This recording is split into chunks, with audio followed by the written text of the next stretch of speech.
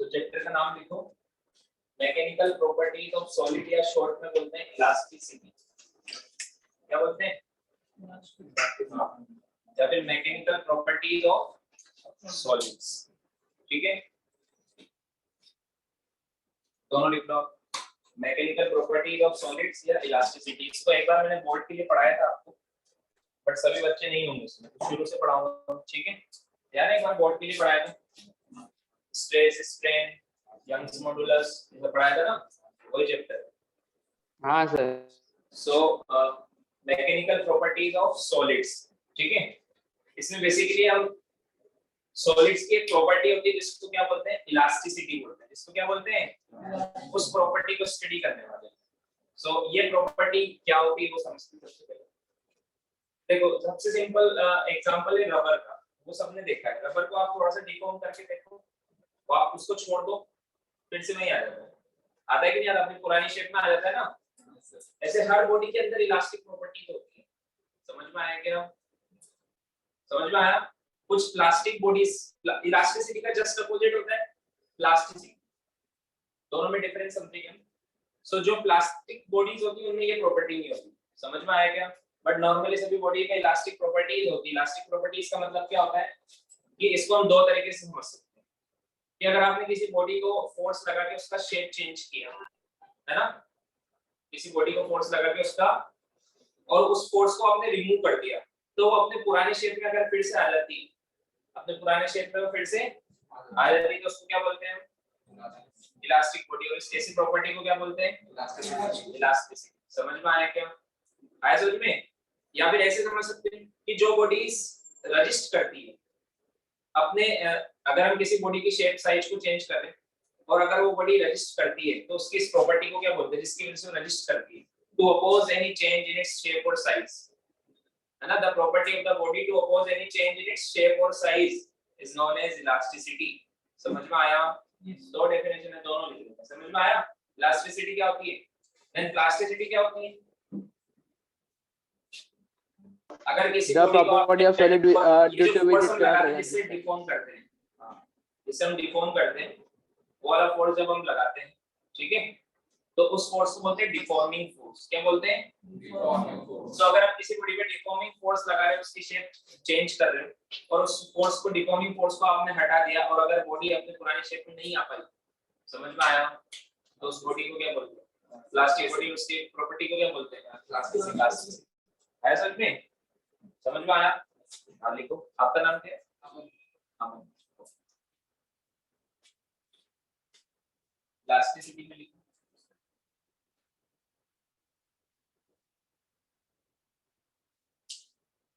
The tendency of the body to oppose, the tendency of the body to oppose change in its shape and size of the body.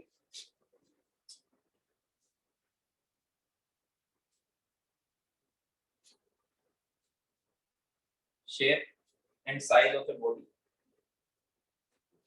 The tendency to oppose change in its shape and size of the body. ठीक है, is known as elasticity. ऐसा समझ में? एक और definition लिखो।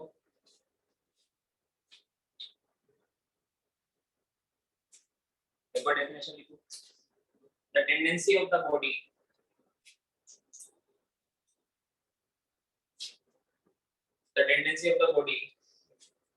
to regain its original shape and configuration.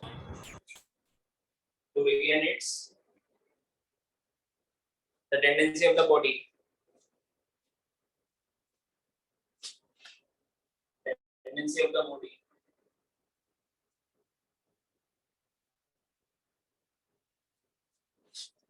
to regain its original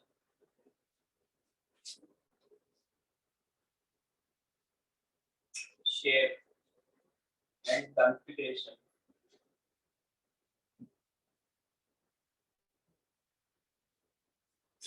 after removal of deforming force. force after removal of deforming force. अब definition में थोड़ी सी एक और मॉडिफिकेशन होगा, उसके पहले समझो, यहाँ तक समझे? Tendency of the body to regain its original, जब हम किसी बॉडी को डिफॉर्म करते हैं तो उसके फिर से उसी शेप में आने की टेंडेंसी को क्या बोलते हैं? अगर हम डिफॉर्मिंग फोर्स हटा देते हैं उसको बोलते हैं। तो कोई भी इलास्टिक बॉडी जो होती है उसके पास, जिसके पास ये प्रॉपर्टी होती है, इसका मतलब ये थोड़ा ना कि उसको आप कितना भी डिफॉर्म कर दो और फिर छोड़ दो फिर से वही आ जाएगी, ऐसा हो सकता है क्या? एक लिमिट होती है उसकी, समझ में आया क्या? जैसे रबर को आपने देखा है, रबर को आप खींचते जाओ, एक लिमिट तक छोड़ोगे उसके बाद वो आ जाएगा पुराने शेप में। आपने अगर बहुत ज्यादा उसको डिफॉर्म कर दिया तो परमानेंटली डिफॉर्म हो जाता है, समझ में आया क्या? फिर आप चाहो बाहर वाला फोर्स हटा दो, आप डिफॉर्मिंग फोर्स को हटा दो, पुराने शेप में नहीं आ पाएगा, समझ में आया? पुराने शेप में तो एक लिमिट होती है, उसको बोलते हैं इलास्टिक लिमिट। क्या बोलते हैं? समझ में आया? तो आगे क्या लिखेंगे? क्या लिखा? Tendency of the body to regain its original shape and configuration after removal of deforming force up to its elastic is called elasticity. ऐसा में हाँ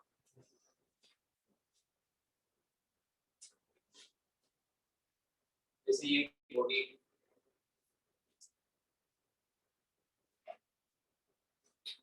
ठीक है, इधर से मैंने इसको इंच किया, मतलब मान लो वेल्ड कर दिया, जैसे एक रोड को उधर से मैंने वेल्डिंग करके रख दिया तो उधर से फिक्स है, अब इधर से मैं खींच रहा हूँ फोर्स लगा, समझ में आया क्या? इधर से मैं इसको फोर्स लगा के खींच रहा हूँ, मान लो मैंने इसको डिफॉर्म कर दिया, इसकी लेंथ बढ़ा दी तो इतना डिफॉर्म कर दिया, समझ में आया? अब जैसे मैं इस फोर्स को हटाऊंगा तो फिर से अपने पुराने शेप में आ जाएगा, फिर से अपने पुराने, इसको क्या बोलते हैं? इलास्टिसिटी, है ना? और जब मैंने इसको डिफॉर्म किया तो ऐसा तो नहीं मैंने थोड़ा सा फोर्स लगा के इसको डिफॉर्म कर दिया, ऐसा है क्या? हाँ, ऐसा नहीं है ना, मुझे फोर्स लगाना पड़ा अच्छा खासा, समझ में आया क्या? क्योंकि ये रजिस्ट कर रही थी, वो रजिस्ट करने की टेंडेंसी को भी क्या बोलते हैं? तो जैसे हम एक्सटर्नल फोर्स लगाते हैं, इसके अंदर एक रीस्टोरिंग फोर्स आ जाता है। कौन सा फोर्स आ जाता है? जो चाहता है कि अपने शेप में रहे, जो क्या चाहता है फोर्स, ये अपने शेप में रहे, तो इसके अंदर इसके पूरे क्रॉस सेक्शनल एरिया पर अंदर एक रीस्टोरिंग फोर्स आ जाएगा, समझ में आया क्या? Fr। और वो सिर्फ यहाँ पर नहीं आएगा, पूरी बॉडी में आएगा, इस पूरी बॉडी में एक रीस्टोरिंग फोर्स आएगा, उसकी वजह से इस पूरी बॉडी में एक स्ट्रेस आएगा, समझ में आया क्या? क्या आएगा? स्ट्रेस आएगा। ऐसे अपने सर को दबा के देखो, स्ट्रेस फील करे होगा, तो समझ में आएगा? वो जनरली प्रेशर होता है, आया समझ में? किसी भी बॉडी की शेप चेंज करोगे तो उसमें स्ट्रेस आएगा, इसी सिंपल सी बात है। स्ट्रेस को कैसे निकालेंगे आगे देखेंगे, समझ में आया क्या? हाँ, सो इस प्रॉपर्टी को क्या बोलते हैं? इलास्टिसिटी। और अगर मैंने फोर्स निकाला और ये अपनी पुरानी शेप में नहीं आया तो क्या बोलेंगे? इलास्टिसिटी। समझ में आया क्या? आया समझ में? जनरली क्या होता है, सबसे ज्यादा इलास्टिक होते हैं सॉलिड, इलास्टिसिटी की बात करूं, फिर लिक्विड, फिर गैस। सबसे ज्यादा इलास्टिक कौन होते हैं? सॉलिड, फिर लिक्विड, फिर गैस। मुझे बताओ रबर और स्टील में कौन ज्यादा इलास्टिक होता है? हाँ, रबर और स्टील में कौन ज्यादा इलास्टिक होता है? रबर होता है, स्टील होता है? हाँ, क्या लगता है आपको क्या होना चाहिए? हाँ, steel is more elastic than rubber, समझ में आया? Steel is more elastic than rubber, ठीक है? इसको लिखो, उसका रीजन मैं आपको बताता हूँ।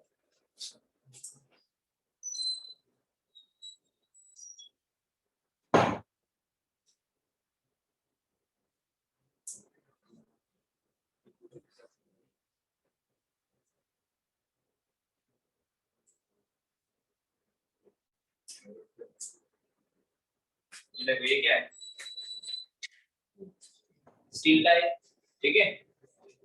देखो इधर, इधर देखो सब, इसको मैं इधर से पकड़ा हुआ, अब मैं इसको डिफॉर्म कर रहा हूँ, जैसे छोड़ूंगा एकदम से अपने पुराने शेप में आएगा, आएगा कि नहीं आएगा? इधर से मैं इसको ऐसे बेंड कर रहा हूँ, जैसे इसको मैं छोड़ूंगा अपने पुराने शेप में आएगा एकदम से, इतनी देर से रबर भी नहीं आता है, समझ में आया क्या? मतलब अपने पुराने शेप में आने की इसकी टेंडेंसी ज्यादा है रबर से, ये ज्यादा इलास्टिक है। आया समझ में?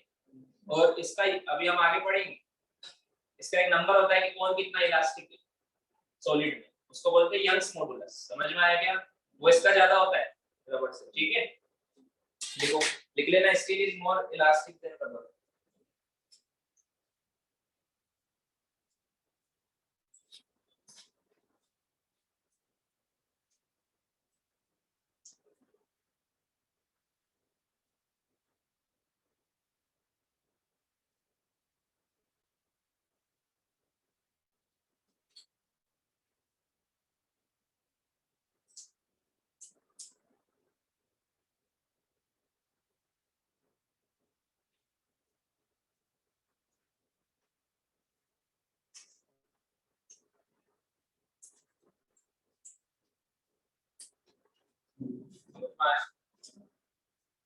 ये हमने हाँ देखो उसका थोड़ा सा रीजन समझने की ट्राई करते हैं कि ये इलास्टिसिटी वाली प्रॉपर्टी क्यों। देखो किसी भी सॉलिड में बात करें या किसी भी मटेरियल में बात करें, कोई मटेरियल है मैंने इतना बड़ा, उसमें बहुत सारे मॉलिक्यूल्स होते हैं, एटम्स होते हैं कि नहीं होते, ठीक है। तो मान लो ये एक एटम है, ये एक एटम है, ये एक एटम है, ठीक है। तो इनके बीच में एक ऑप्टिमम डिस्टेंस होती है जिस पर ये स्टेबल फील करते हैं। क्या फील करते हैं? स्टेबल फील करते हैं। एक ऑप्टिमम डिस्टेंस होती है, तो बहुत दूर दूर दिखा रहा हूं, तो डिस्टेंस बहुत कम होती है। समझ में आया क्या?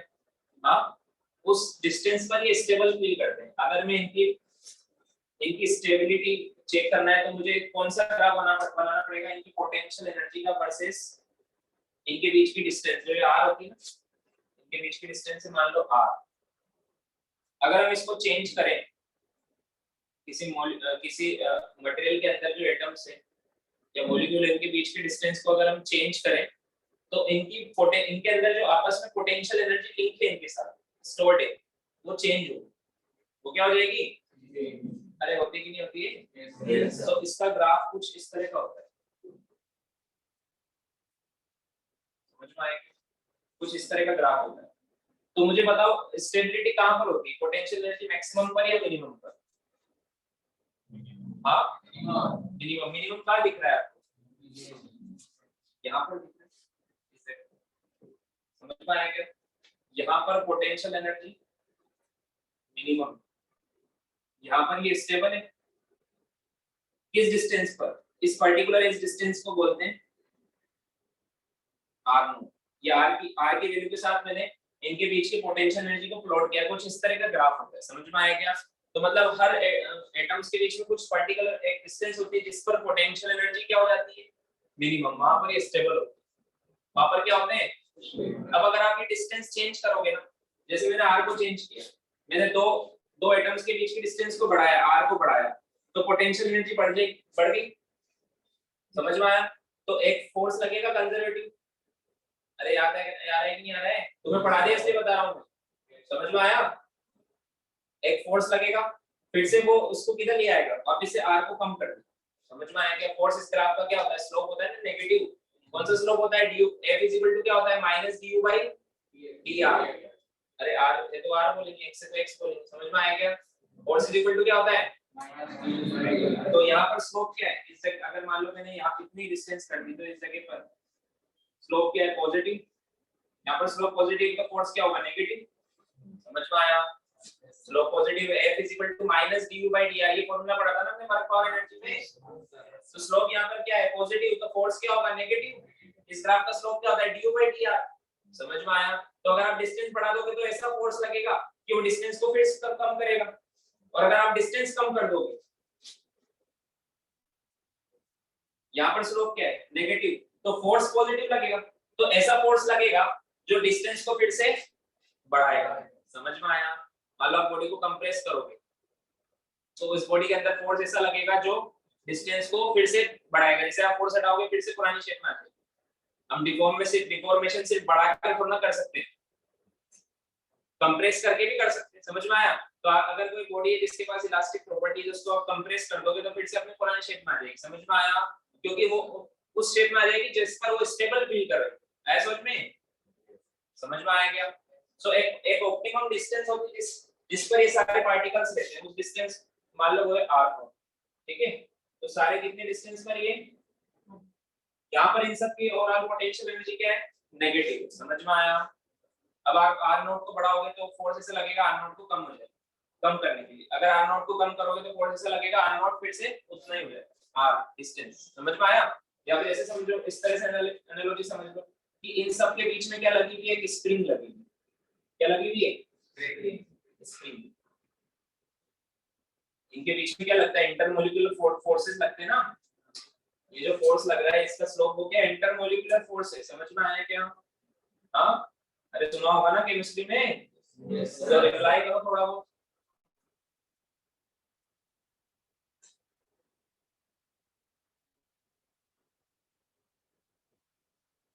समझ में आया क्या? अब जैसे मैं बाहर से कोई फोर्स लगा रहा हूँ, यहाँ इस वाले एटम पे लगा दूंगा, इसको मैं उठा के यहाँ से यहाँ ले आया। समझ में आया? तो स्प्रिंग क्या हो जाएगी, ऐसे हो जाएगी। ये वाली स्प्रिंग क्या हो जाएगी, ऐसे हो जाएगी। दोनों मिलकर ऐसे खींचेंगे तो फिर से किधर जाएगा, उधर ही जाएगा। जैसे मैं छोड़ दूंगा, आया समझ में? हाँ, ये समझने के लिए, ऐसा नहीं स्प्रिंग लग रही है। आया क्या समझ में? हाँ, देख लो।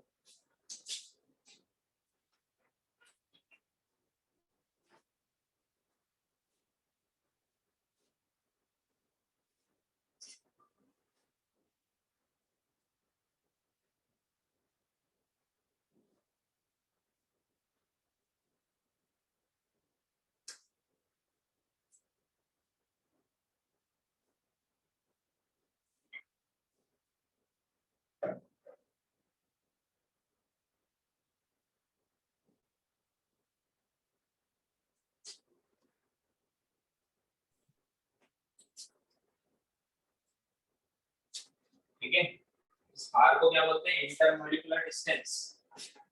u क्या है, पोटेंशियल एनर्जी। r नॉट क्या है, वो इंटरमोलिकुलर डिस्टेंस जिन पर इनकी एनर्जी क्या होती है, मिनिमम होती है। समझ में आया? स्टेबल होते हैं।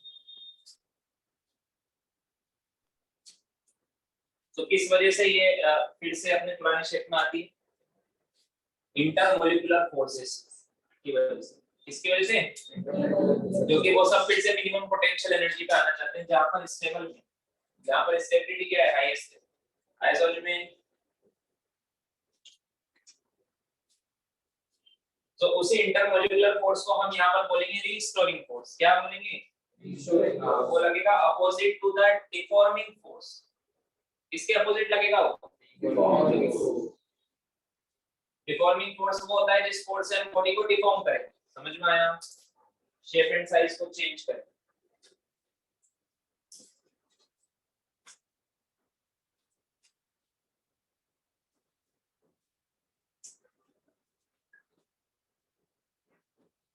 प्लास्टिसिटी की भी डेफिनेशन लिख लो। इफ अ बॉडी, लिख ले सबने। If a body does not regain its,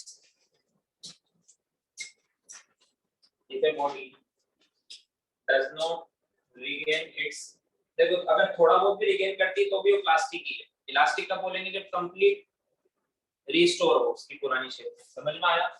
If a body does not regain its original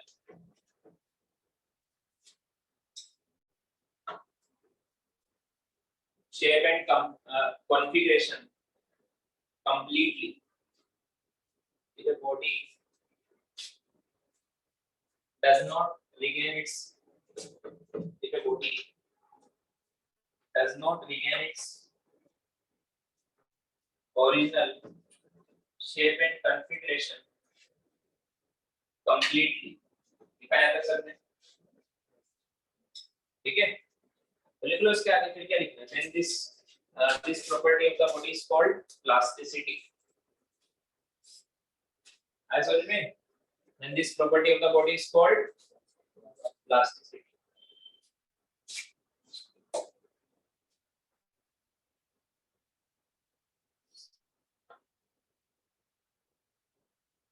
तो हमने बात की थी स्ट्रेस आता है बॉडी में, कब आता है स्ट्रेस? जब हम बॉडी की शेप एंड साइज को डिफॉर्म करते हैं, डिफॉर्मिंग फोर्स लगाते हैं। जब आप कोई फोर्स नहीं लगाओगे तो स्ट्रेस आएगा क्या? नहीं। समझ में आया? सो स्ट्रेस क्या होता है?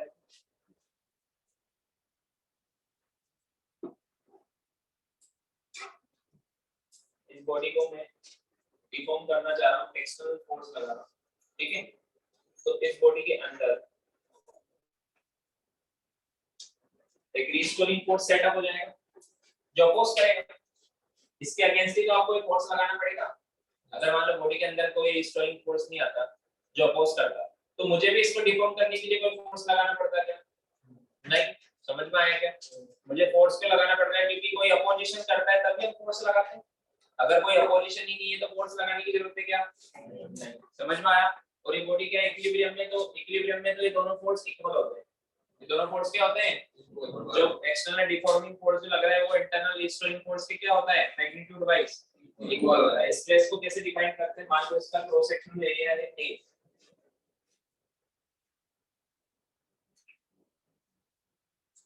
इसका क्रॉस सेक्शनल एरिया है A।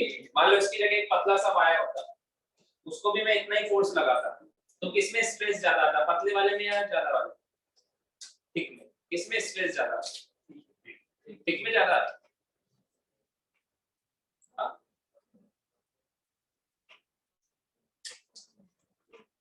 अरे पतले वाले में ज्यादा आता है स्ट्रेस। समझ में आया क्या? उतने पतले वायर पे आप उतना ही फोर्स लगा रहे हो जितना इस पे लगा रहे हो, तो किसमें स्ट्रेस ज्यादा आएगा? पतले वाले में। हाँ। स्ट्रेस क्या होता है? Restoring force per unit area. क्या होता है स्ट्रेस? डेफिनेशन वाइज क्या बोलते हैं? Internal restoring force per unit area. अब क्योंकि ये और ये इक्वल होते हैं तो फिर हम फॉर्मूले में ये वाला फोर्स भी यूज कर सकते हैं। समझ में आया क्या? समझ में आया? देखो, internal restoring force per unit area is called stress. Internal restoring force per unit area is called stress.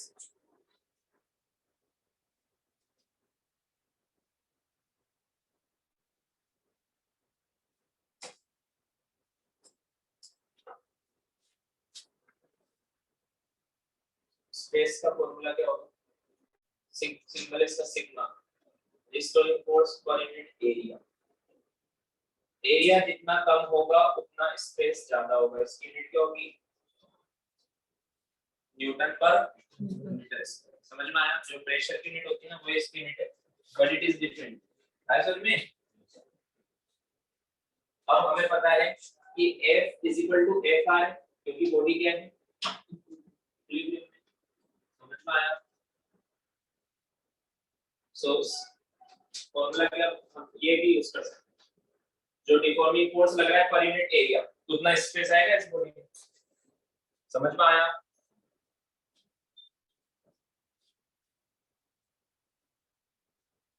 ठीक है, ये लिख लेना, it is a scalar quantity. Stress क्या होती है?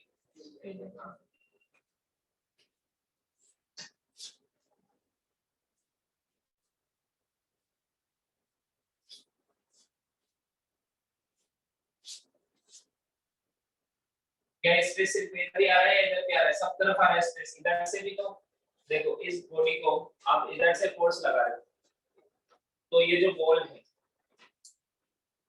ये बॉडी रेस्ट पर है, रेस्ट पर है ना? तो इस बॉल और इसके बीच में नॉर्मल कितना आ रहा होगा? इसके F के इक्वल आ रहा होगा। अरे जितना इधर से खींच रहे हैं उतना ही बॉल इधर से खींच रही होगी ना। समझ में आया क्या? हाँ, तो इधर भी कितना स्ट्रेस आ रहा होगा उतना ही F अपॉन A। आया समझ में? आया समझ में? देन लिखो types of stress.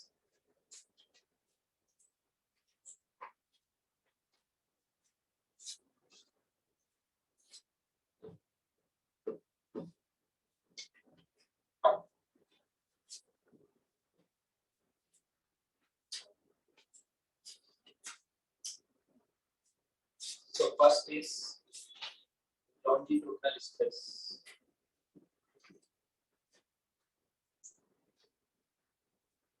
Longitudinal stress, ठीक है? अगर डिफॉर्मिंग फोर्स कौन सा फोर्स होता है पता है सबको? जिससे डिफॉर्म कर रहे हैं अगर वो क्रॉस सेक्शनल एरिया के परपेंडिकुलर है, जिस सरफेस पे आप फोर्स लगा रहे हो ना उसके परपेंडिकुलर है, तो तब जो स्ट्रेस आता है वो कौन सा आता है? लॉन्जिट्यूडिनल। समझ में आया? ब्रैकेट में लिख लेना, deforming force is perpendicular to the surface area. Deforming force is perpendicular to the surface area. अब ये भी दो टाइप का होता है। First one is tensile stress and second one is compressive stress। नाम से समझ में आ रहा हो? अगर हम किसी बॉडी को दोनों तरफ से फोर्स लगा के एक्सटेंड कर रहे हैं तो टेंसाइल स्ट्रेस आएगा, और अगर कंप्रेस कर रहे हैं तो कौन सा आएगा?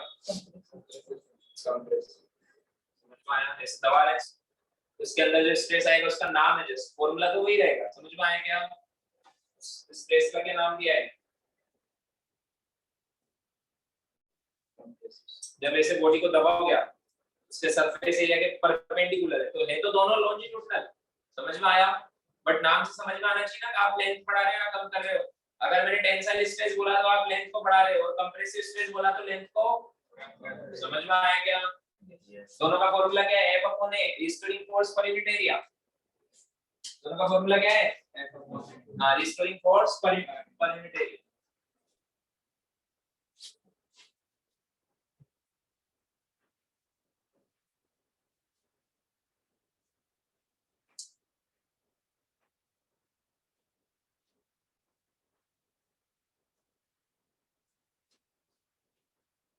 समझ में आया?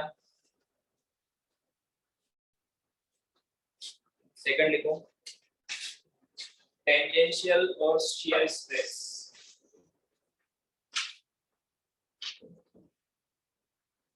टेंजेंशियल और शियर स्ट्रेस, नाम से बताओ इसमें फोर्स कैसे लग रहा होगा? इसमें फोर्स कैसे लग रहा होगा बताओ? Tangential to the surface of body, bracket में लिख लो, force is tangential, force is acting tangential to the surface of body। Tangential या शियर स्ट्रेस दोनों एक ही होता है। समझ में आया क्या?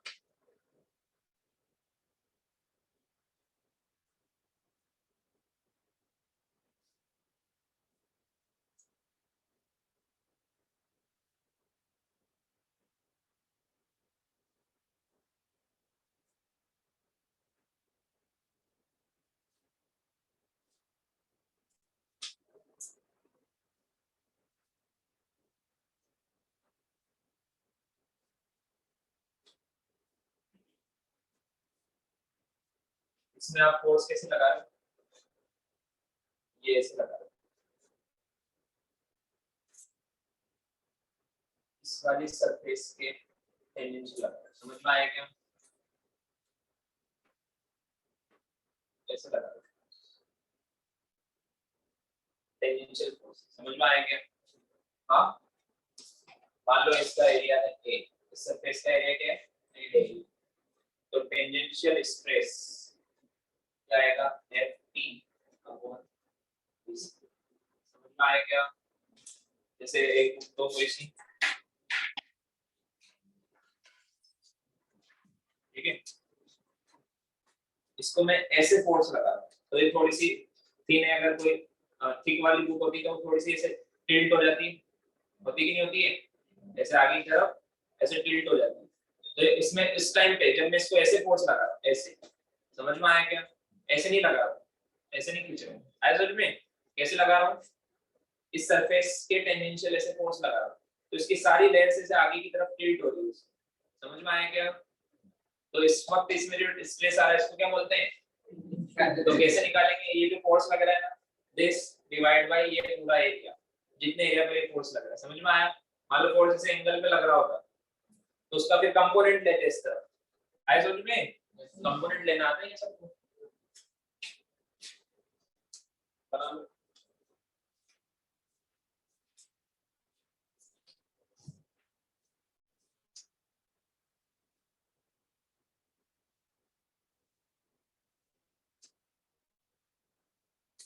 सर आप डेफिनेशन में रिपीट कर सकते हो एक बार?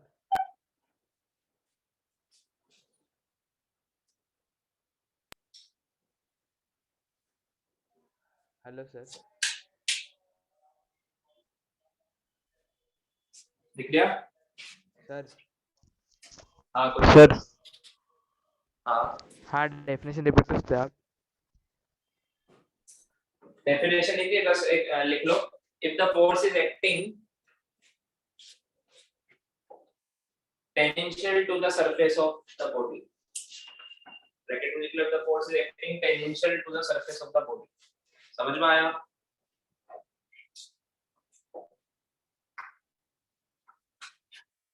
हटा दो। थर्ड टाइप का स्ट्रेस देखो। हमने अभी तक क्या देखा? एक देखा जो लॉन्जिट्यूडनल होता है, उसमें फोर्स कैसे लगता है? Perpendicular to the surface of body. एक देखा जिसमें टेंजेंशियल लगता है। एक में चारों तरफ से लगेगा, हर तरफ से। समझ में आया क्या? उसको बोलते हैं वॉल्यूमेट्रिक स्ट्रेस। उसको क्या बोलते हैं? Volumetric stress. तो लिखो थर्ड वाला, volumetric stress.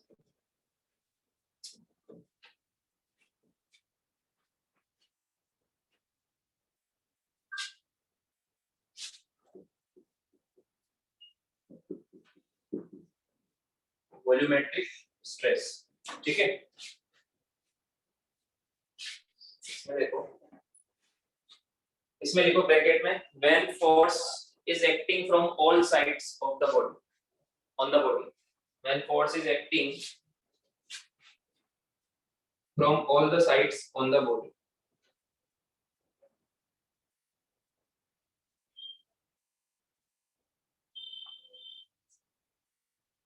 when force is acting from all the sides on the body। समझ में आया? जब पूरी बॉडी पर सब तरफ से फोर्स लग रहा है, आया समझ में? तब कौन सा स्ट्रेस आएगा? Volumetric stress. आया समझ में? अब देखो, जैसे अभी एटमॉस्फेयर में भी हर तरफ से फोर्स लग रहा है, हम सब पे लग रहा है कि नहीं लग रहा है? यस। कौन सा फोर्स लग रहा है? नहीं, वो तो स्ट्रेस आ रहा है जो जिसको हम बोलते हैं। एटमॉस्फेरिक प्रेशर की वजह से फोर्स लग रहा है ना। इस एटमॉस्फेरिक जो हमारे एनवायरनमेंट में जो एटमॉस्फेयर का प्रेशर है, उसकी वजह से हम पे फोर्स लग रहा है चारों तरफ से, बट कोई स्ट्रेस नहीं आ रहा है, क्योंकि हमारे अंदर भी उतना ही प्रेशर है, दोनों तरफ इक्वल प्रेशर।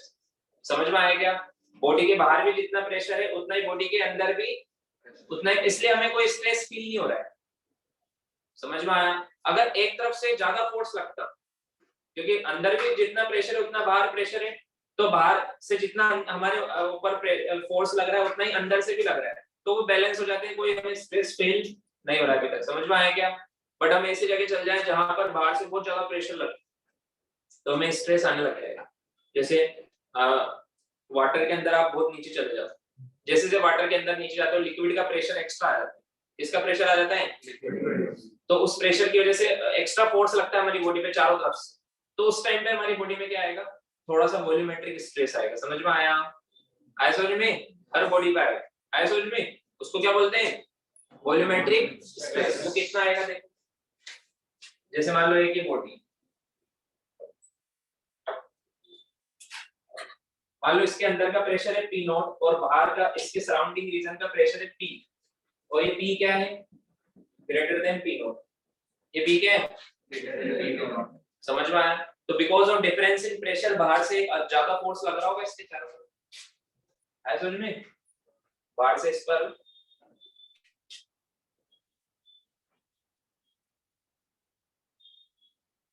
चारों तरफ से फोर्स लग रहा हो, है समझ में? उसकी वजह से इसका वॉल्यूम थोड़ा सा कम भी हो, वॉल्यूम थोड़ा सा इसका कम भी हो जाएगा। है समझ में? तो वो कितना स्ट्रेस आएगा? स्ट्रेस का फॉर्मूला क्या है? फोर्स अपॉन एरिया, है ना? Force upon area. अब फोर्स अपॉन एरिया, प्रेशर भी होता है कि नहीं होता है? yes, प्रेशर क्या होता है? Force per unit area. तो यहाँ पर ये जो फोर्स आ रहा है, ये किसकी वजह से आ रहा है? Because of this excess pressure, उसकी वजह से आ रहा है ना। मान लो दोनों तरफ इक्वल प्रेशर होता तो ये फोर्स आता क्या? कंप्रेस होती क्या बॉडी? अगर दोनों तरफ इक्वल प्रेशर होता तो हाँ, अगर दोनों तरफ इक्वल प्रेशर होता तो बॉडी कंप्रेस होती क्या? नहीं। बॉडी कब कंप्रेस होगी? जब आसपास ज्यादा प्रेशर है सराउंडिंग में, इसके चारों तरफ, तब ये बॉडी कंप्रेस होगी। समझ में आया? क्योंकि तब इस पर बाहर से एक्स्ट्रा प्रेशर आ रहा है, तो एक्स्ट्रा प्रेशर किसकी वजह से आ रहा है? Because of that excess pressure, extra pressure की वजह से, जो ज्यादा प्रेशर है बाहर, डिफरेंस इन प्रेशर की वजह से फोर्स आ रहा है। समझ में आया? So this force per unit area, इसको मैं डिफरेंस इन प्रेशर ये बोल सकता हूँ। प्रेशर क्या होता है? Force per unit area. समझ में आया? सो बाहर का प्रेशर माइनस अंदर का प्रेशर, वो भी तो फोर्स पर यूनिट एरिया ही होगा। समझ में आया? डिफरेंस इन प्रेशर आया समझ में? सो वॉल्यूमेट्रिक स्ट्रेस का फॉर्मूला होता है equal to delta P, excess pressure. समझ में आया? जितना एक्सेस प्रेशर है, मैंने क्या बोला था, दोनों की यूनिट भी तो सेम होती है। इसकी भी न्यूटन पर मीटर स्क्वायर, इसकी भी क्या है? न्यूटन पर metre square. So only in the case of volumetric pressure, volumetric stress क्या बन जाएगा? Sorry, volumetric, only in the case of volumetric stress, इसका फॉर्मूला किसके इक्वल आएगा? एक्सेस प्रेशर के इक्वल। जितना ज्यादा एक्सेस प्रेशर होगा उतना ज्यादा वॉल्यूमेट्रिक स्ट्रेस लगेगा इस बॉडी पे। समझ में आया? और जितना ज्यादा वॉल्यूमेट्रिक स्ट्रेस आएगा उतनी ज्यादा इसकी वॉल्यूम कम होती जाएगी। आया समझ में? So it is equal to this. बोलो समझ में आ गया? ये फॉर्मूला याद रखना है सबको। Volumetric stress is equal to कितना, क्या होता है? Excess pressure, change in pressure. समझ में आया? यस।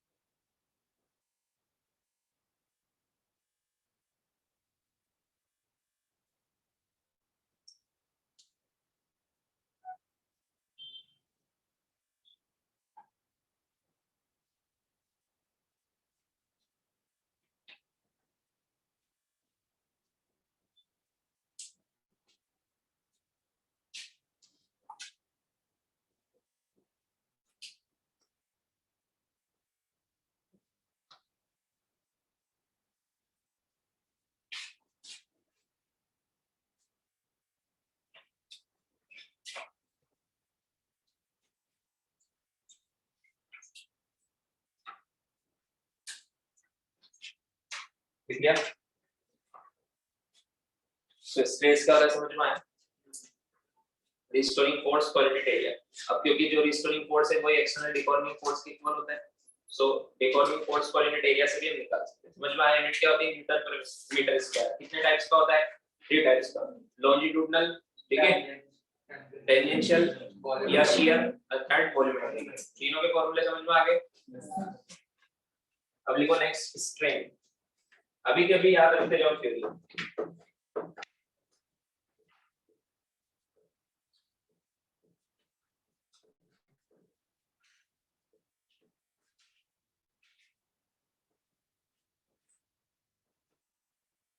स्ट्रेन, स्ट्रेन जैसे मान लो आपने एक 1 मीटर की या फिर 100 मीटर की एक रोड है, कितने मीटर की?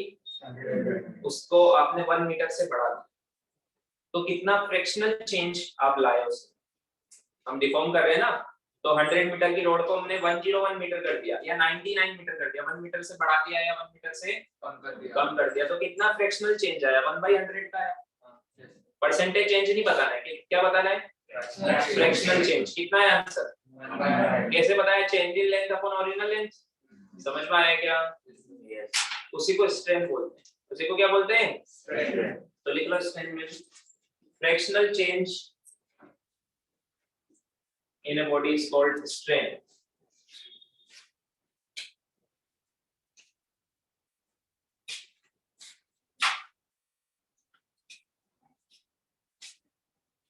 अब क्योंकि ये फ्रैक्शन है तो ये यूनिटलेस होगा।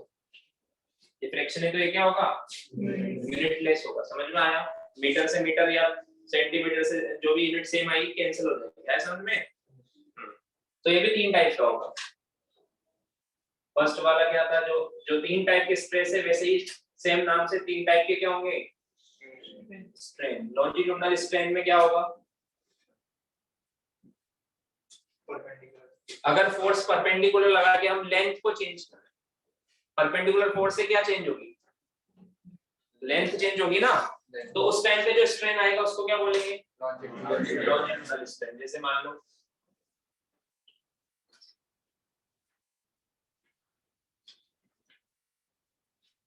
ये इसकी लेंथ है L, मतलब मैंने इसकी लेंथ को L से L प्लस डेल्टा L कर दिया, मतलब डेल्टा L से बढ़ा दिया, तो स्ट्रेन कितना आएगा,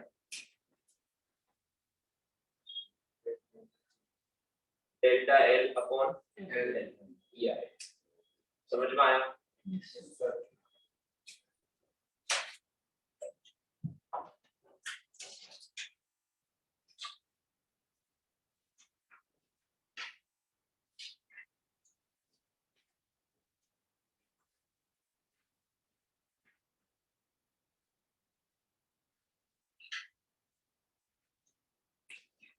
लिख लिया? सेकंड स्ट्रेन कौन सा होगा, ये लिख लिया सबने? ये कंप्रेस करते वक्त भी यही वाला स्ट्रेन आएगा, कौन सा आएगा, लॉन्जिट्यूडिनल स्ट्रेन। समझ में आया? मान लो डेल्टा L से लेंथ कम कर दी, ठीक है, तो भी फॉर्मूला क्या बनेगा, डेल्टा L बाई L। आया समझ में?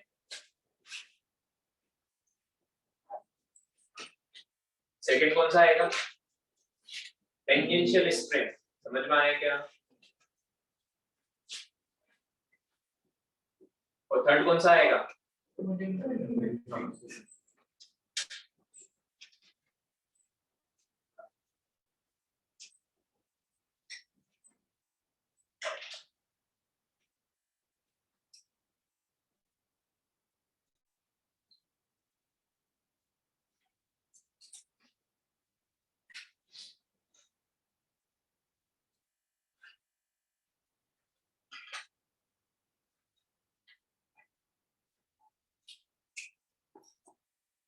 तो इसको 2D,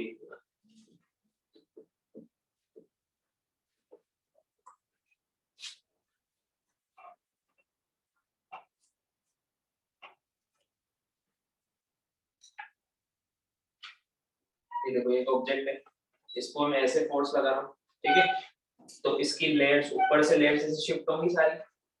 समझ में आया क्या? तो फाइनली मान लो ये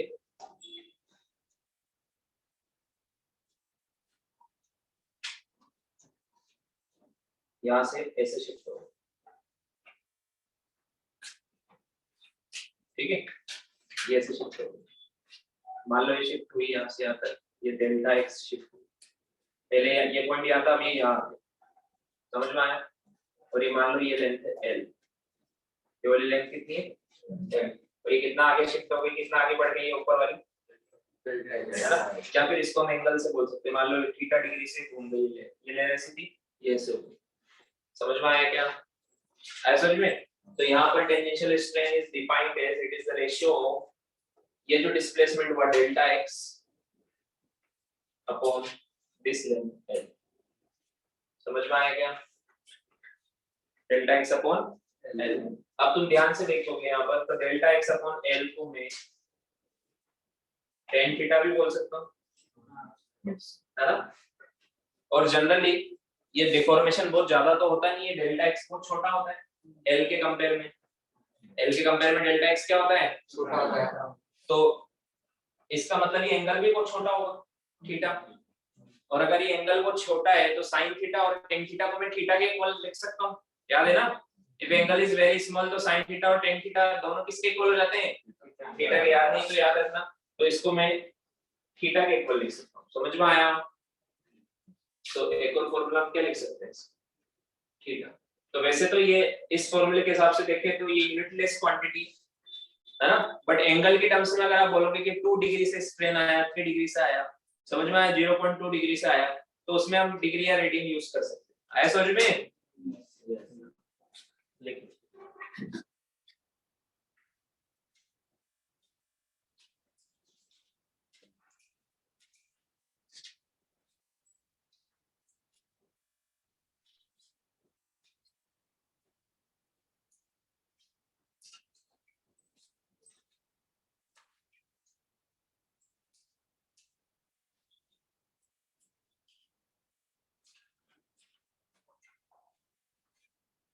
समझ में आ सकता है? Third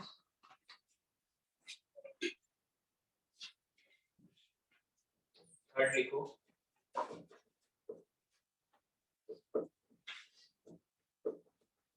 volumetric strain.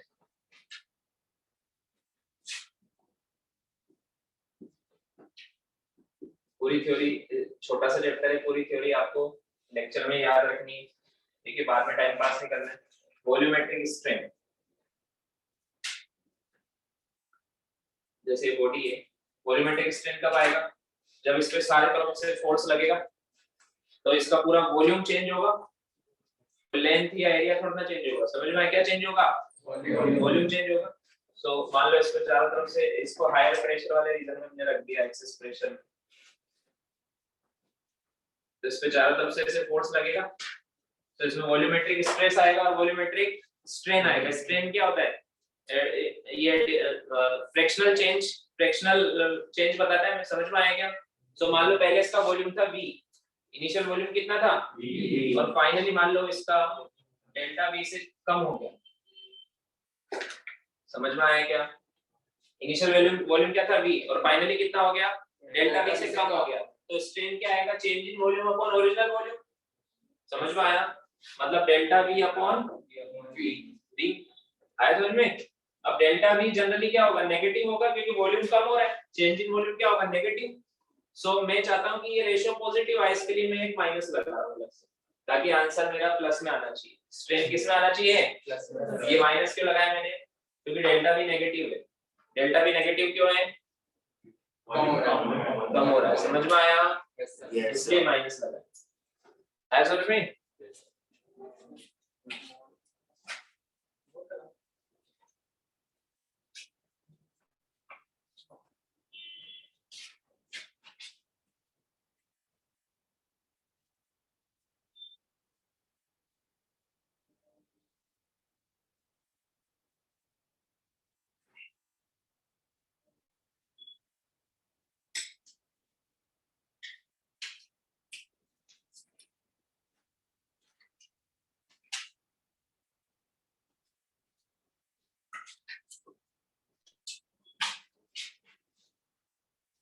हटा दो।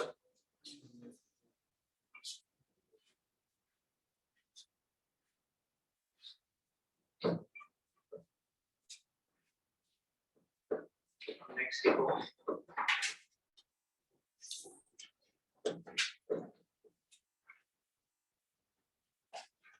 Hooke's law. क्या?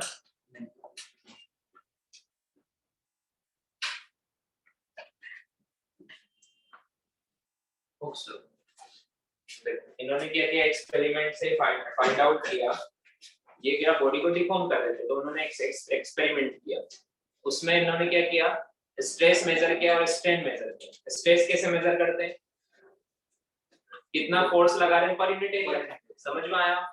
और स्ट्रेन कैसे मेजर करते हैं? मान लो लेंथ बढ़ा रहे हैं, तो जैसे मान लो 1 मीटर की, 1 मीटर की लेंथ है, मान लो शुरू में 1 मिलीमीटर से बढ़ी, है ना, फिर बाद में मान लो 2 मिलीमीटर से बढ़ी, फिर मान लो 3 millimetre. So change in length upon length करके क्या निकाला? स्ट्रेन। समझ में आया? तो उन्होंने क्या देखा? जैसे स्ट्रेस को डबल करते हैं तो स्ट्रेन डबल हो जाता है, या स्ट्रेन को डबल करना है तो स्ट्रेस को डबल करना पड़ेगा। मतलब इन्होंने एक लॉ दिया जो क्या बोलता है? Stress is directly proportional to strain होता है। जितना ज्यादा स्ट्रेस होगा उतना ज्यादा स्ट्रेन आएगा, या फिर उल्टा बोल दो, जितना ज्यादा स्ट्रेन लाना है उतना ज्यादा स्ट्रेस लगाना होगा। समझ में आया क्या? Yes. So stress is directly proportional to strain. But इसकी एक लिमिट होती है, उसको बोलते हैं इलास्टिक लिमिट। इसके क्या होती है? ठीक है। सो ये प्रोपोर्शनल हटाऊंगा तो एक कांस्टेंट आता है E, या फिर E इज इक्वल टू मैं बोल सकता हूँ स्ट्रेस अपॉन स्ट्रेन। ये मटेरियल की प्रॉपर्टी होती है। E क्या होती है? हर मटेरियल की प्रॉपर्टी होती है। समझ में आया? इसको बोलते हैं मॉडुलस ऑफ इलास्टिसिटी। क्या बोलते हैं? ये जिस भी मटेरियल का जितना ज्यादा होगा वो बॉडी में उतनी ही ज्यादा इलास्टिक प्रॉपर्टीज होंगी। ई की वैल्यू जितनी ज्यादा होगी, जैसे ई की वैल्यू जो स्टील की है वो ज्यादा होती है कंपेयर टू रबर। समझ में आया क्या? ई की वैल्यू किसकी ज्यादा होती है? मतलब अगर आपको स्टील में स्ट्रेन लाना है, मान लो 0.01 का स्ट्रेन लाना है, समझ में आया? कितने का लाना है? 0.01। और रबर में भी 0.01 का लाना है, तो किसमें ज्यादा स्ट्रेस लगाना पड़ेगा? स्टील में, क्योंकि स्टील का ही ज्यादा है। समझ में आया क्या? वो ज्यादा अपोज करता है, आया समझ में? जो ज्यादा अपोज करता है उसमें इलास्टिक प्रॉपर्टी टेंडेंसी होती है ना, तो आया समझ में? उसमें उतना स्ट्रेन लाने के लिए जिसमें ई ज्यादा होगा उसमें स्ट्रेस आपको ज्यादा लगाना पड़ेगा।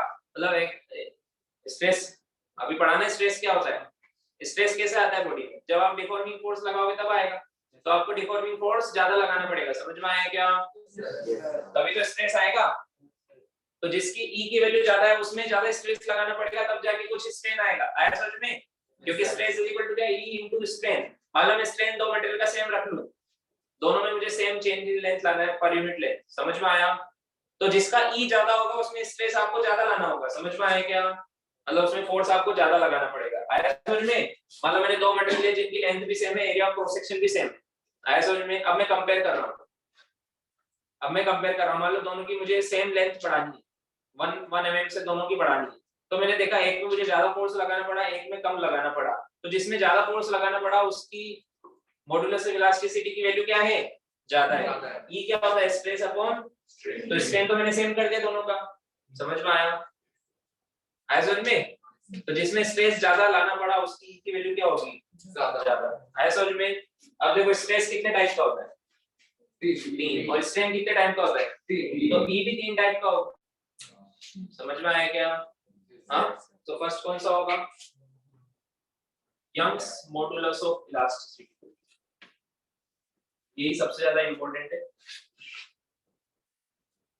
Young's modulus of elasticity. इसको बोलेंगे हम y। e की जगह क्या? e तो एक जनरल है, तीनों के लिए e common name, modulus of elasticity को e बोलेंगे। समझ में आया? अब इंडिविजुअल अलग अलग 3 तरह के मॉडुलस ऑफ इलास्टिसिटी होते हैं। कितने तरह के होते हैं? 3। तो उसमें फर्स्ट कौन सा है? Young's modulus of elasticity. Young's modulus of elasticity का फॉर्मूला क्या बनेगा? 3 तरह के स्ट्रेस और स्ट्रेन होते हैं। फर्स्ट कौन सा होता है? हाँ, तो इसका फॉर्मूला क्या बनेगा? लॉन्जिट्यूडिनल स्ट्रेस अपॉन, बोल तो नहीं गए, लॉन्जिट्यूडिनल स्ट्रेन। समझ में आया क्या? लॉन्जिट्यूडिनल स्ट्रेस का फॉर्मूला क्या था? F upon A upon strain का क्या था? Delta L upon L। समझ में आया? वैसे ये रखने की जरूरत नहीं है, ये याद रखना चाहिए। आया समझ में? इसको रीअरेंज करेंगे तो क्या आएगा? F into L upon A into delta L। But ये रखने की जरूरत नहीं है, ये याद होना चाहिए बस। स्ट्रेस अपॉन स्ट्रेन का रेशियो होता है। आया समझ में? लिख लो।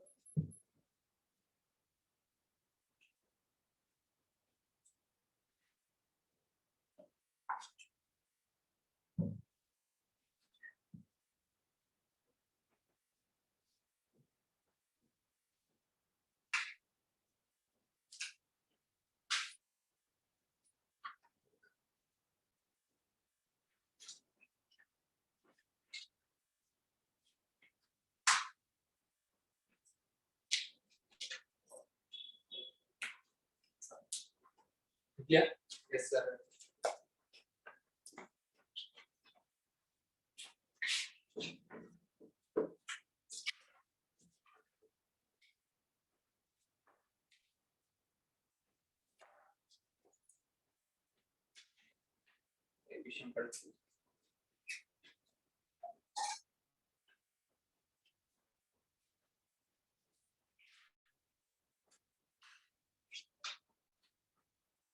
इसकी लेंथ है 5 मीटर इनिशियल लेंथ। मैं इस पे 300 न्यूटन का फोर्स लगा, 200 का। एरिया ऑफ क्रॉस सेक्शन है इसका 20 मिलीमीटर स्क्वायर। कितना है? और इसके मटेरियल का जो यंग्स मॉडुलस है उसकी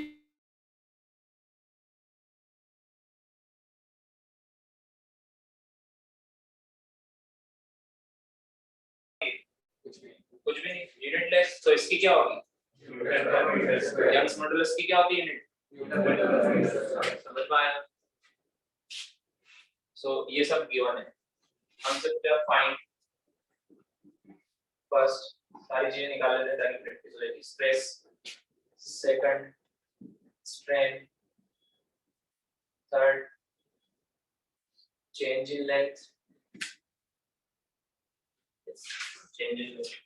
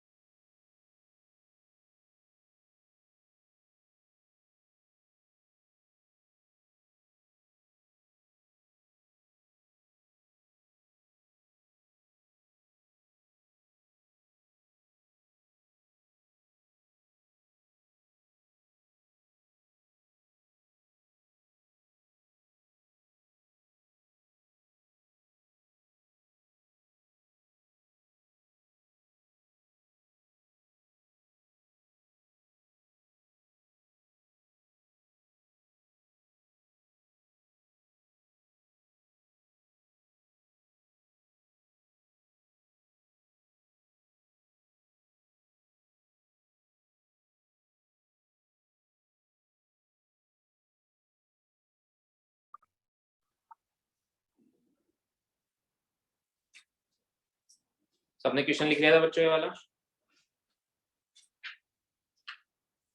क्वेश्चन लिख लिया था सबने? Yes sir. क्या सबने सॉल्व? आ गया आंसर?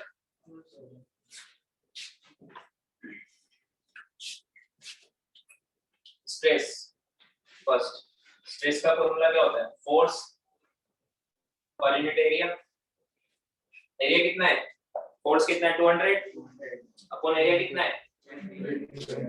20 into 10⁻⁻6 मिलीमीटर स्क्वायर है ना? तो मीटर स्क्वायर में 1 मिलीमीटर में कितने मीटर होते हैं? 10⁻3। तो मिलीमीटर स्क्वायर में कितने होंगे? 10⁻6। समझ में आया क्या? सो ये 10 टाइम्स और ये 10 पावर, तो कितना आया? ये आया। क्या यूनिट होती है इसकी? सेकंड। स्ट्रेंथ पूछा है हमसे। y क्या होता है? Stress upon strain. तो स्ट्रेन क्या होगा? Stress upon y। समझ में आया? स्ट्रेस कितना है? 10⁻7 अपॉन y कितना है?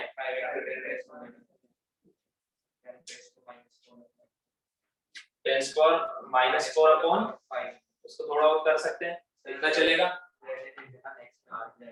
ठीक है, समझ में आया? ये आ गया स्ट्रेन। ठीक है, थर्ड क्या पूछा? तो स्ट्रेन इज इक्वल टू क्या होता है? Delta L upon L. तो डेल्टा एल क्या होगा? एल इंटू स्ट्रेन, है ना? तो L कितना है 5 into 10⁻⁻4 अपॉन 5 से 5 कैंसिल, तो कितना आया कितना आया चेंज इन लेंथ मीटर में, किसमें आया ये मीटर में। अगर मिलीमीटर में होता तो 0.1 मिलीमीटर, समझ में आया।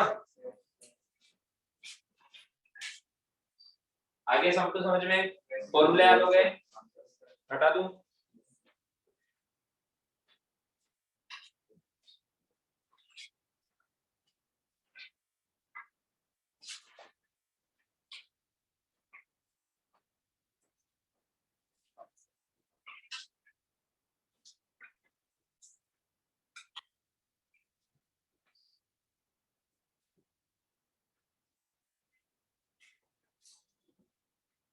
इसकी वायर की ब्रेकिंग स्ट्रेस गिवन है, क्या गिवन है हाँ, एक पर्टिकुलर एक ऐसा स्ट्रेस होता है जिसके बाद वायर ब्रेक हो जाता है।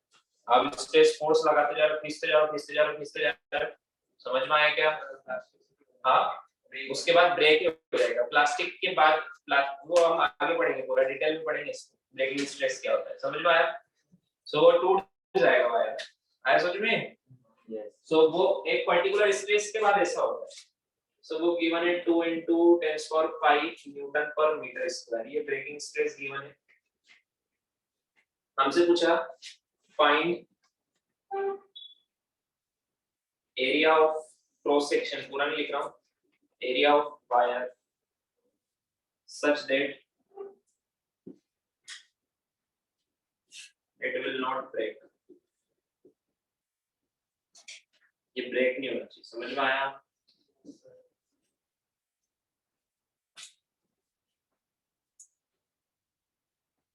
क्या डालूं?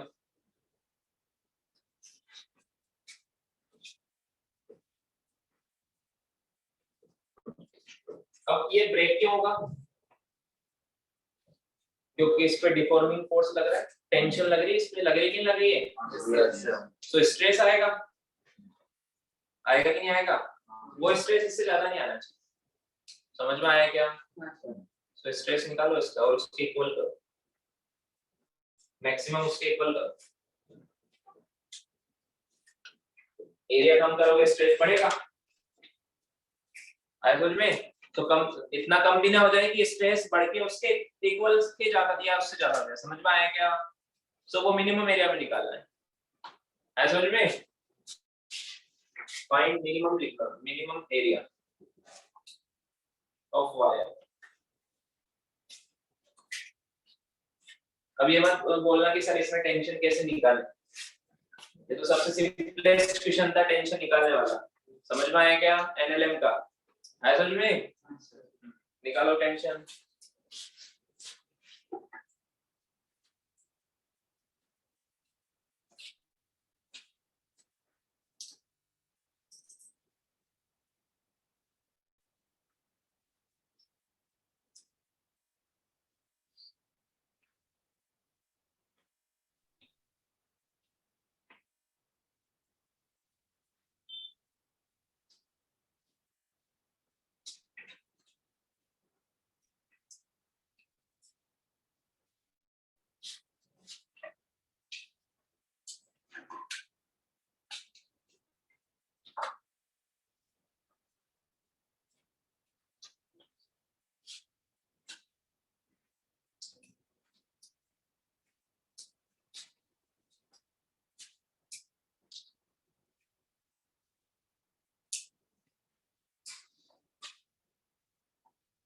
आगे टेंशन।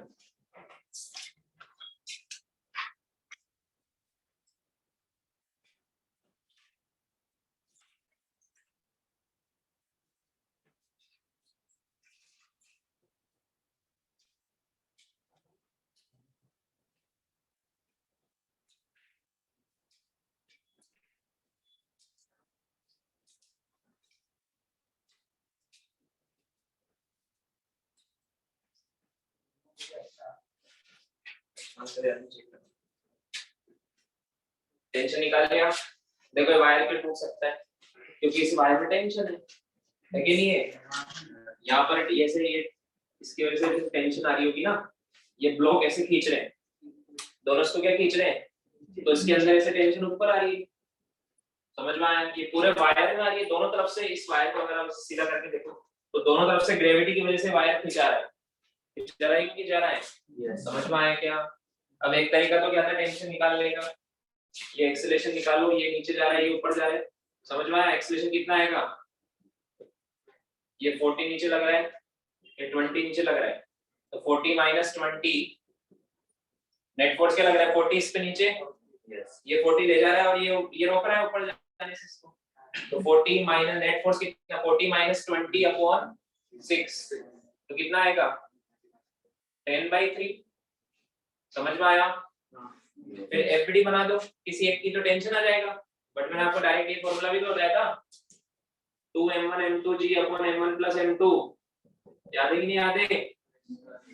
अगर पुली फिक्स हो और ये हेडवुड मशीन, इसको क्या बोलते हैं हेडवुड मशीन, अगर पुली फिक्स हो, समझ में आया, फिक्स्ड पुली पर, और अगर स्ट्रिंग में डायरेक्ट आपको टेंशन निकालनी है एक्सेलरेशन निकालने बिना तो डायरेक्ट ये फॉर्मूला लगा सकते हो आप। समझ में आया क्या? सो 2 into m1 कितना है 4 into m2 कितना है 2 into g कितना है 10 अपॉन 6। समझ में आया? कितना है टेंशन 10 into 4 80/3 न्यूटन, ये टेंशन है। आया समझ में? हाँ, अब ये टेंशन इस स्ट्रिंग बल्ब या वायर पर लग रहा है ना, तो इस टेंशन की वजह से स्ट्रेस आएगा। स्ट्रेस कितना आएगा T अपॉन A। आया समझ में? स्ट्रेस कितना आएगा, ये टेंशन पर यूनिट एरिया। आया समझ में? सो मैक्सिमम कितना ब्रेकिंग स्ट्रेस कितना है वो वैल्यू पुट कर दो, 2 into 10⁵। T कितना है 80/3 अपॉन A, तो यहाँ से A आ जाएगा, A कितना आ जाएगा 80/3 अपॉन 2 into 10⁵। समझ में आया? 2 से 40 टाइम्स, तो कितना आएगा 40/3 into 10⁻⁻5 मीटर। समझ में आया क्या? हाँ, आगे समझ में? ये मिनिमम एरिया होना चाहिए, इससे ज्यादा होगा, अगर एरिया इससे ज्यादा होगा तो स्ट्रेस कम हो जाएगा। समझ में आया? तो नहीं टूटेगा। अगर एरिया इससे और कम हो गया तो स्ट्रेस फिर इससे भी ज्यादा हो जाएगा तो टूट जाएगा। आया समझ में?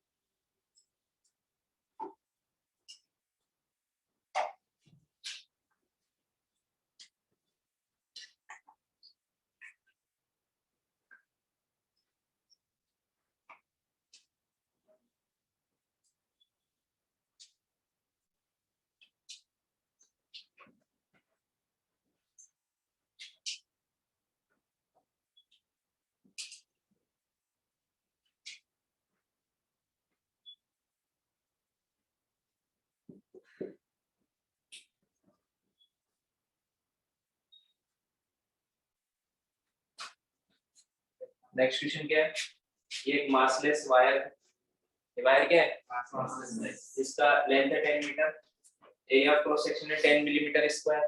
कितना इसका एरिया, एरिया इस वायर का 10 मिलीमीटर स्क्वायर, ठीक है। और यंग्स मॉडुलस है 5 into 10⁹ न्यूटन पर मीटर स्क्वायर। समझ में आया क्या? इस पे 10 kg का ऑब्जेक्ट लटका दिया, मतलब ये क्या कर रहा है, इसको डिफॉर्म करेगा, करेगा या नहीं करेगा? ये एक्सटर्नल फोर्स लगा रहा है ना, डिफॉर्मिंग फोर्स, ये कितना लगा रहा है 100 न्यूटन। समझ में आया क्या? तो हमसे वही पूछा है जो फर्स्ट क्वेश्चन मैंने बोला था। First find stress, second strain, third change in length.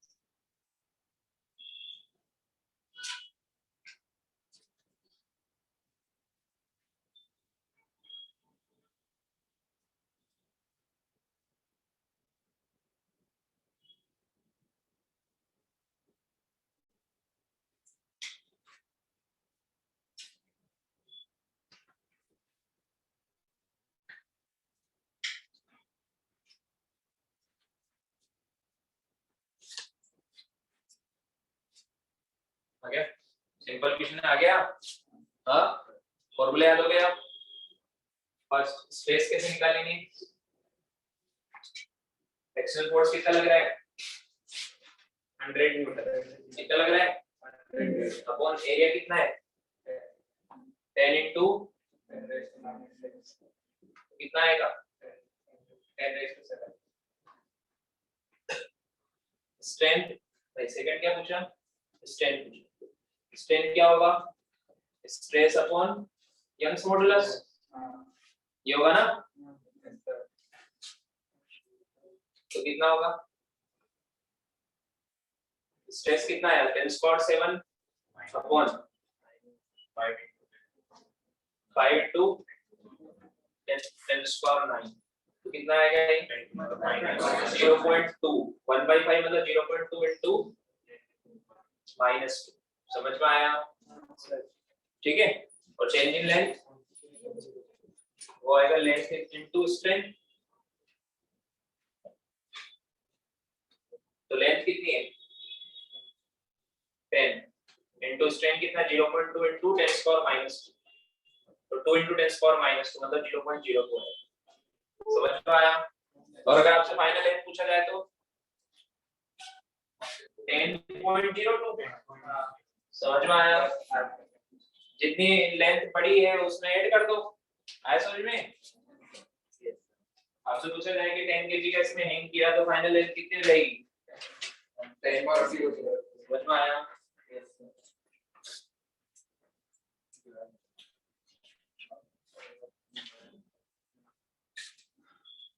अच्छा, अभी इस क्वेश्चन में क्या था? स्ट्रेस हर जगह सेम था।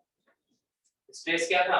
सेम, क्योंकि हर जगह इसमें टेंशन से हर जगह क्या है? जैसे यहाँ पर 100 न्यूटन है, यहाँ पर भी 100 न्यूटन, यहाँ पर भी 100 न्यूटन, यहाँ पर भी 100 न्यूटन है, सब जगह 100 न्यूटन की टेंशन है। समझ में आया क्या? अभी तक हमने जितने भी क्वेश्चन किए सब में टेंशन क्या थी? मतलब डिफॉर्मिंग फोर्स क्या था? कांस्टेंट था। पूरी बॉडी पर हर जगह डिफॉर्मिंग फोर्स क्या था? ये डिफॉर्मिंग फोर्स जितना यहाँ 100 न्यूटन है उतना ही इस एंड पर भी 100 न्यूटन। समझ में आया क्या? इससे पिछले वाले क्वेश्चन में भी था ऐसा ही। आया समझ में? बट अगर डिफॉर्मिंग फोर्स पूरी बॉडी पर डिफरेंट लग रहा है तो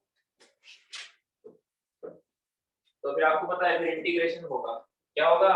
समझ में आया क्या? सो वाला क्वेश्चन कर लेते हैं। स्कूल लेवल में इतना ही आता है जो भी देखा। ठीक है।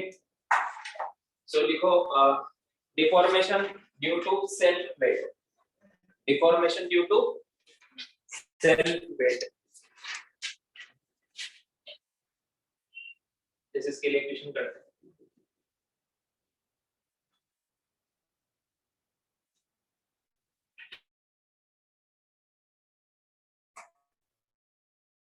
Sir, can you repeat deformation due to?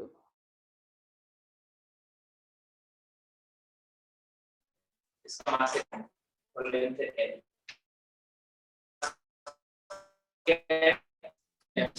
Mass uniformly distributed.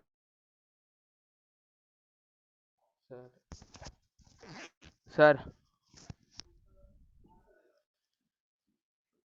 Sir.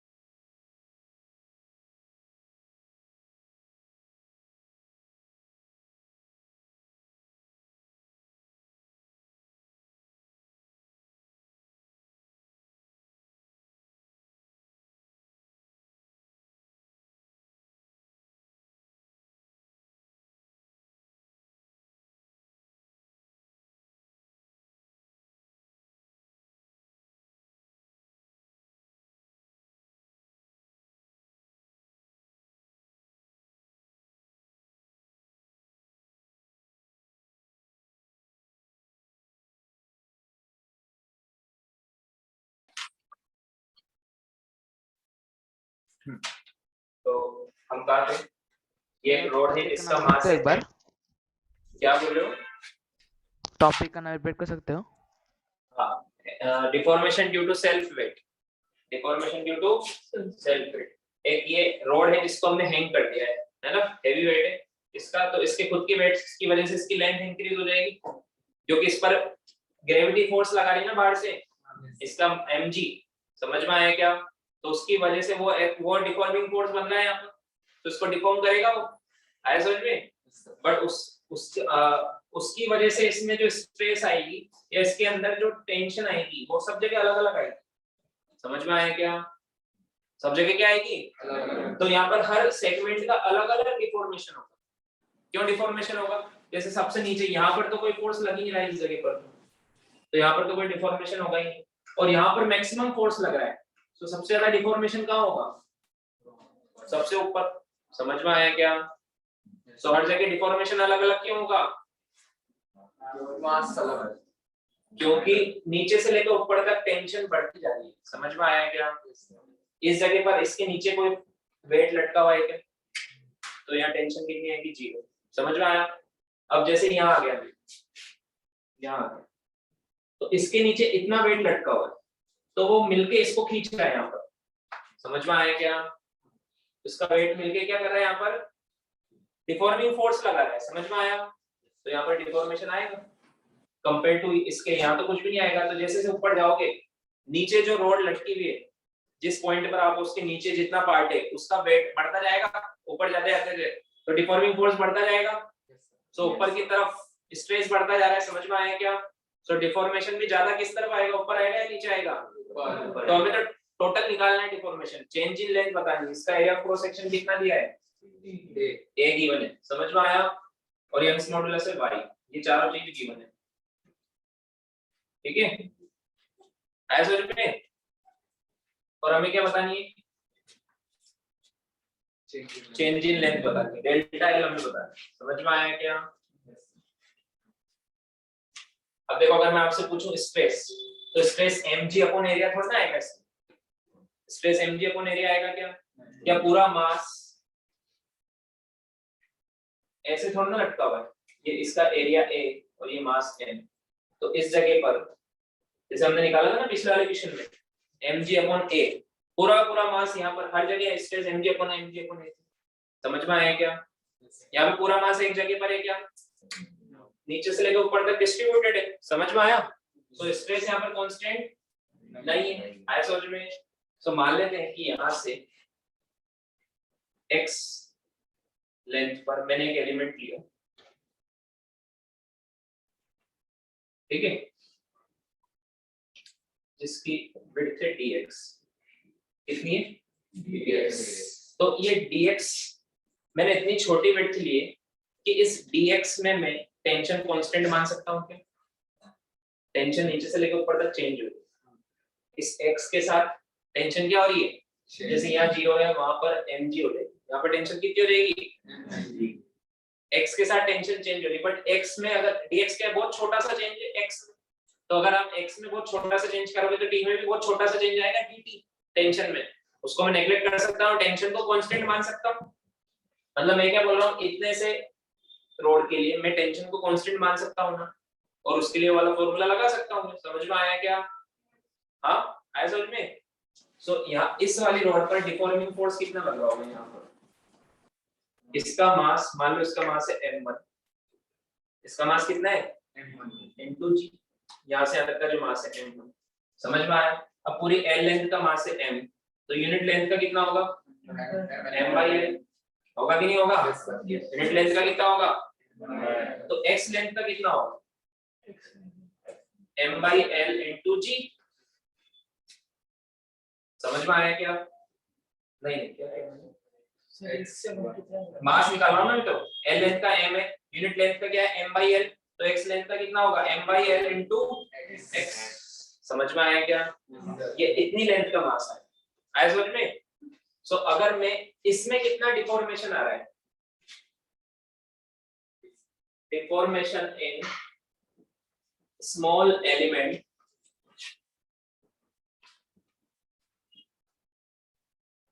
dx इसमें निकालना है।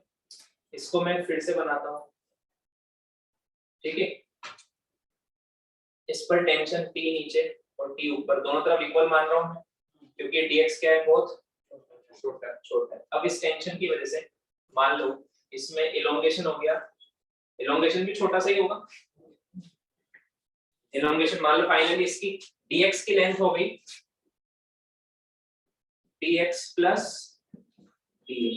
ये dl क्या है, ये चेंज इन लेंथ है इस dx, समझ में आया क्या?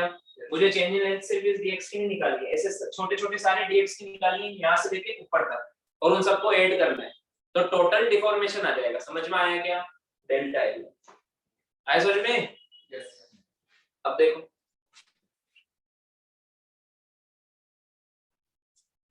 ये dl निकालते हैं, कैसे आएगा? डिफॉर्म स्ट्रेस कितना है, T अपॉन A, स्ट्रेस कितना है इस पे, T अपॉन A, T कितना है यहाँ पर, इसका ये T है ना m1g, समझ में आया क्या?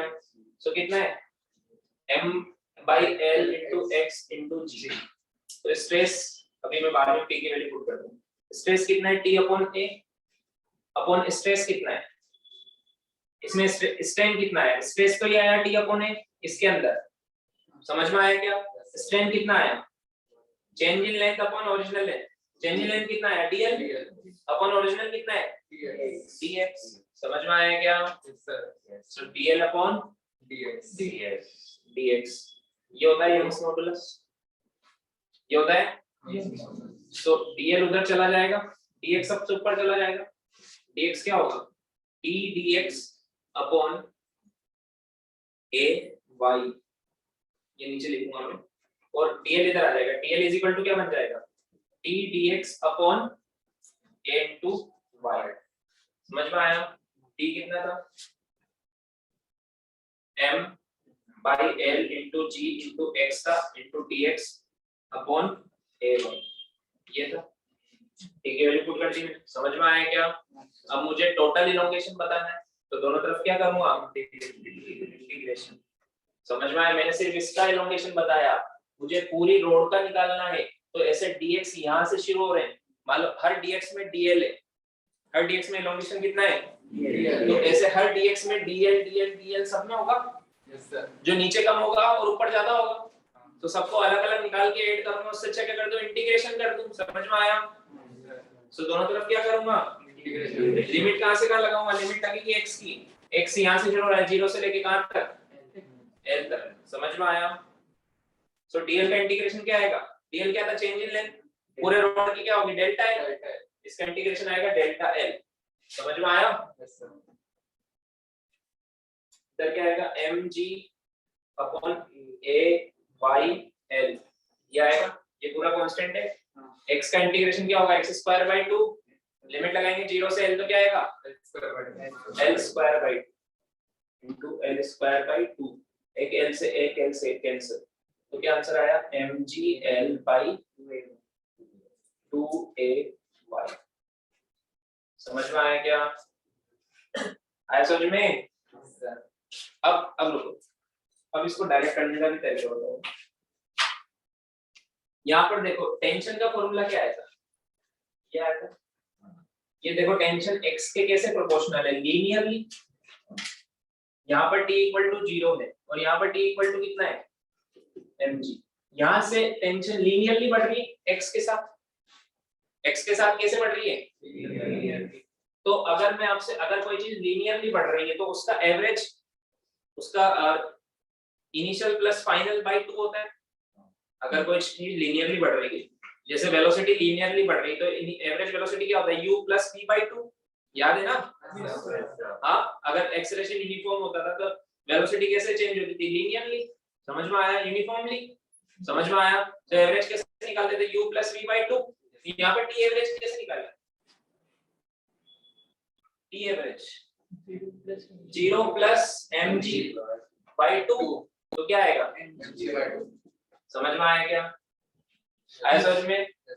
अब डेल्टा एल का फॉर्मूला क्या होता था, स्ट्रेस अपॉन स्ट्रेन, ये होता था, सॉरी स्ट्रेस y का फॉर्मूला क्या होता था, स्ट्रेस अपॉन स्ट्रेन, ये होता था। तो डेल्टा एल का फॉर्मूला क्या होगा, टी एल अपॉन ये होगा ना। अब अगर टी कांस्टेंट था mg के इक्वल, तो यहाँ पे आंसर आता है mgl अपॉन ay। समझ में आया क्या? अगर पूरा m मास नीचे लटका देते, लेंथ के नीचे पूरा m मास लटका देते, समझ में आया, तो आंसर क्या था, क्योंकि यहाँ पे टी कांस्टेंट था, बट यहाँ पे टी यूनिफॉर्मली चेंज हो रहा है 0 से लेके mg तक। समझ में आया क्या? तो एवरेज टेंशन कितनी आ रही, तो अगर आप ये फॉर्मूला याद रखें, टी एवरेज, ये टी की जगह क्या लिखेंगे, एवरेज इनटू एल अपॉन, और क्या बचा, ये कब यूज करना है, जब टी लीनियरली चेंज। समझ में आया? विथ एक्स, समझ में आया? तो यहाँ पे लीनियरली चेंज हो रही है ना। सो एवरेज टेंशन कितना आएगा इस केस में, mg/2। तो यहाँ की जगह क्या लिख दोगे, mg/2, तो डायरेक्ट आ गया। समझ में आया क्या? mg की जगह क्या यूज करना था, mg/2। ठीक सर से क्या? हाँ बोलो यश। सर आप इसका फोटो भेज सकते हो, बोर्ड क्लियर नहीं है। कहाँ से पढ़ना है? सब पूरा फोटो, बोर्ड क्लियर ही नहीं है। रुको मैं फोटो भेजता हूँ ग्रुप में। हाँ सर।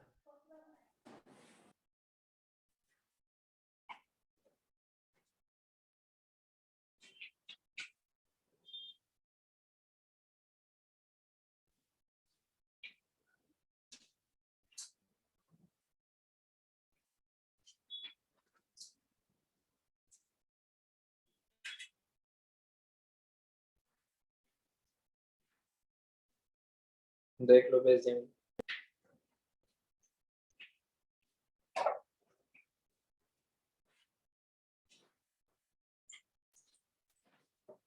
प्रैक्टिस करना एक बार, ठीक है? हाँ सर, थैंक यू।